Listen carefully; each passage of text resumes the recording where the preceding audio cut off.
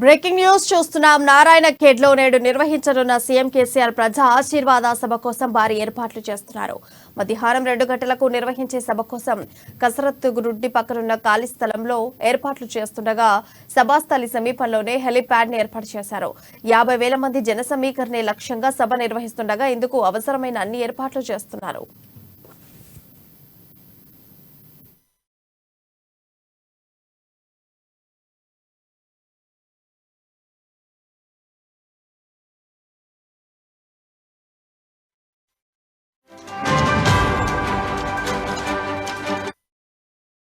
ఇక పట్టణంలో మొత్తం 6 ప్రదేశాలను వాహనాల పార్కింగ్ కు కేటాయించగా మన్సూర్పూర్ చౌరస్తా, నాగల్గిద్ద రోడ్డు వద్ద, మనూర్ రోడ్డు వద్ద, పంచగామ కమాన్ వద్ద, సేవలాల్ చౌక్ వద్ద పార్కింగ్ ఏరియాలను ఏర్పాటు చేయగా వీఐపీల కోసం సభాస్థలికి సమీపంలో వాగ్దేవి జూనియర్ కళాశాల వద్ద వాహనాల పార్కింగ్ కు కేటాయించారు.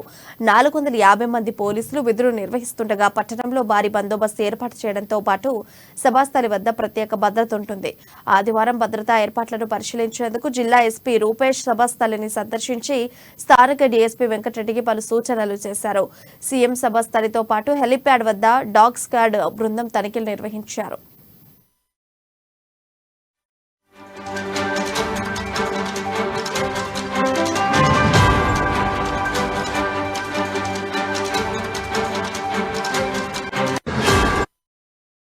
బ్రేకింగ్ న్యూస్ చూస్తున్నాం. నారాయణ ఖేడ్లో నేడు నిర్వహించనున్న సీఎం కేసీఆర్ ప్రజా ఆశీర్వాద సభ కోసం భారీ ఏర్పాట్లు చేస్తున్నారు.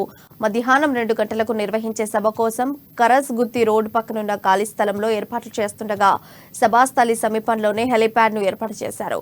50,000 మంది జన సమీకరణే లక్ష్యంగా సభ నిర్వహిస్తుండగా ఇందుకు అవసరమైన అన్ని ఏర్పాట్లు చేస్తున్నారు.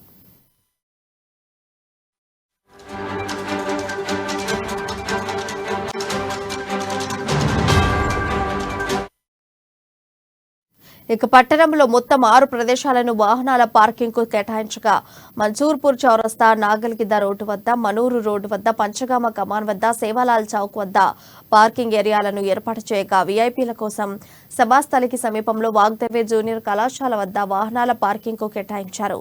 450 మంది పోలీసులు విధులు నిర్వహిస్తుండగా పట్టణంలో భారీ బందోబస్తు ఏర్పాటు చేయడంతో పాటు సభాస్థలి వద్ద ప్రత్యేక భద్రత ఉంటుంది. ఆదివారం భద్రతా ఏర్పాట్లను పరిశీలించేందుకు జిల్లా ఎస్పీ రూపేష్ సభాస్థలిని సందర్శించి స్థానిక డీఎస్పీ వెంకటరెడ్డికి పలు సూచనలు చేశారు. సీఎం సభాస్థలితో పాటు హెలిప్యాడ్ వద్ద డాగ్ స్క్వాడ్ బృందం తనిఖీలు నిర్వహించారు.